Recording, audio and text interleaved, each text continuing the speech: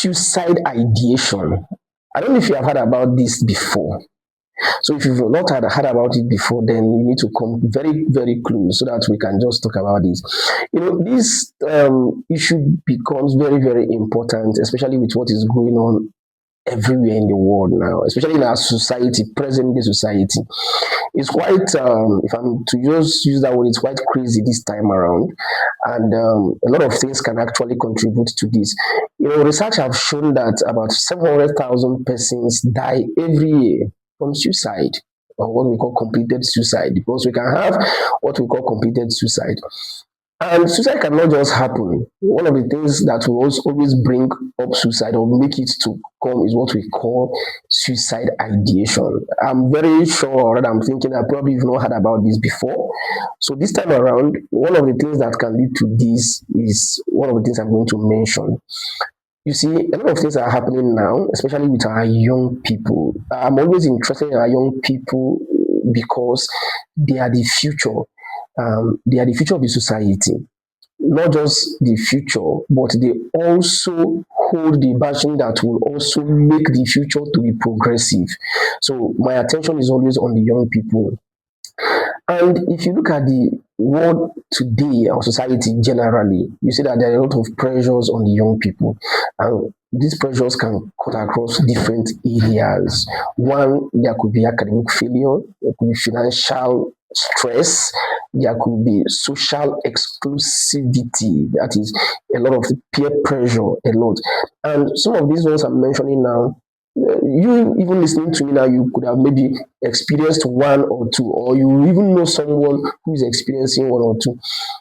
These days now, you see that a lot of young persons are actually even the ones taking care of themselves and even their parents. We grew up knowing that the parents take care of us, but you notice that at a time, it looked as if it is now the young ones, the children, who are now expected to even take care of their parents. And this poses another financial issues, or rather what we can call economic stress on these young people. So a lot of people become parents at a very young age, even when they are supposed to be taken care of. Now, at this very young age, they are now the ones now taking care of themselves, people around them, their parents, and all that.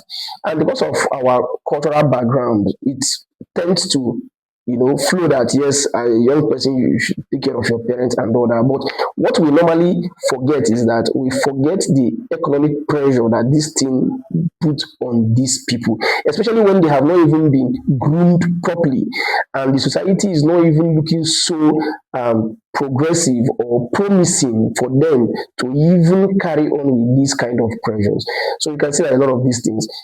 Then, of course, if you look at the issue of academic failures or challenges, as the case may be, you notice that there are a lot of issues that we create for our people, especially academically. Just like in some schools, you see, if you don't get to this, so most times we don't even pay attention to what these people can do, but we're not looking at the grades. And most times, many of us actually know now that this time around, your certificate does not even confirm what you actually know. So some people just struggle to get a certificate, probably have some good grades on it, on the result.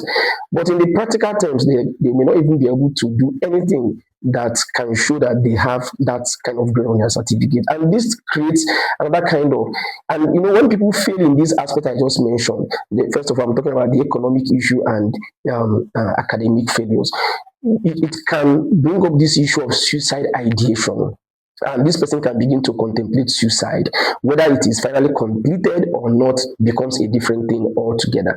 So, and there are so many of them, but I just mentioned two. In the next video, I'm going to talk about other factors that can also bring about this suicide ideation, whether leading to suicide finally or not, or the person not committing the suicide at all. But let me know what you think about some other factors that can actually make someone to begin to think about suicide or even contemplate committing suicide. Just like we normally say that no matter what the situation is, you should never consider suicide as an option. So this is one of the issues we want to begin to address, so that the rate of committing suicide can be brought down drastically and, if possible, eliminated entirely from our society. So until I come your way next time, stay mentally healthy. See you next time. Bye.